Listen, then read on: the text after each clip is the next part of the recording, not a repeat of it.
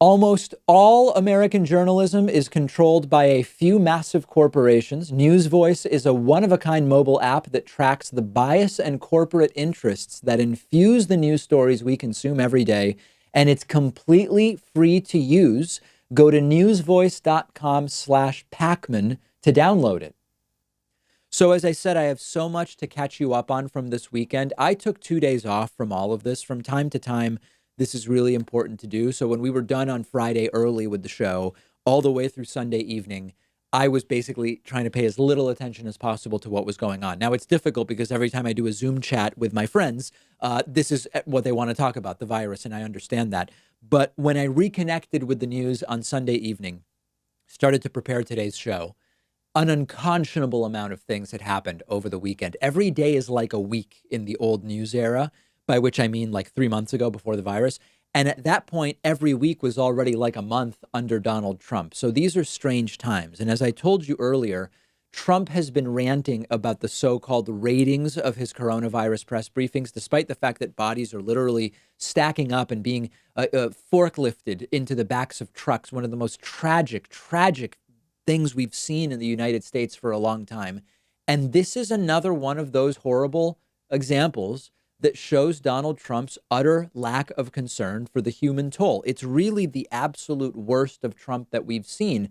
Well, Fox News seemed to realize it yesterday. During the press briefing yesterday, when Donald Trump started ranting about his ratings, Fox News immediately realized we've got to run interference here. They panicked. They jumped in, cut the audio from Trump's briefing, and reinterpreted what it was that we were hearing, only coming back when Donald Trump was done with that rant, perfectly timed to run interference for Donald Trump. Take a look at this clip. We shouldn't have bigger ratings than The Bachelor, or as the New York Times said, we have Monday Night Football type. The president talking about battling the coronavirus in a Rose Garden ceremony for Americans who have wondered how long life will go on the way we've come to know it the last couple of weeks. The answer, at least another month. April 30th, now the target date for the social distancing guidelines.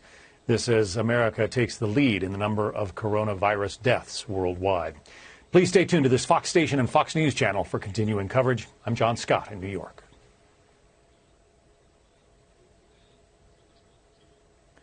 We will continue now on Fox News channel our coverage of the president's Rose Garden ceremony, news conference, I should say, talking about the White House response to the coronavirus. Let's continue to listen. Thank you very much.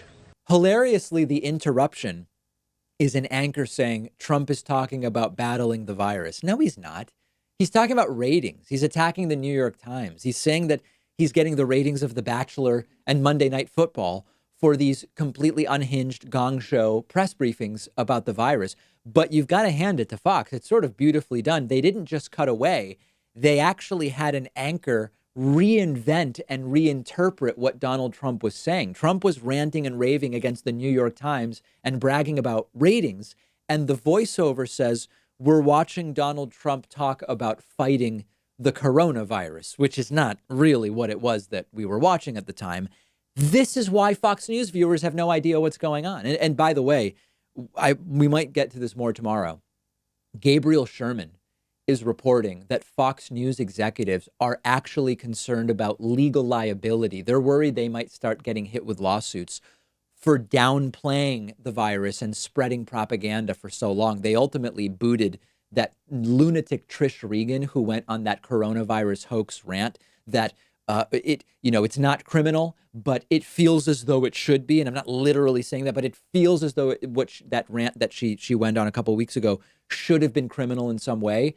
Fox News is concerned about the fact that they've been downplaying this, one of the earliest purveyors of disinformation, spreading false and misleading claims, and they're now worried they could be facing legal liability as a result of their coronavirus coverage. So there it is, the full circle. People are dying, so people become anxious. Mental health issues are skyrocketing. Healthcare workers don't have the equipment they need. We don't have masks, and Trump is bragging about his ratings, which are just scared people looking for some hope, some comfort. And Fox News runs interference, cutting away when Donald Trump starts doing these absolutely immoral, sociopathic rants. We are effectively in a reality show. And in that sense, Trump talking about The Bachelor makes sense. But people aren't watching his press briefings like they watch The Bachelor. They're watching because they're scared. And unfortunately, seeing the incompetence of Trump every day is only making people more scared. The latest approval ratings reflect that. And I hope to get to those tomorrow.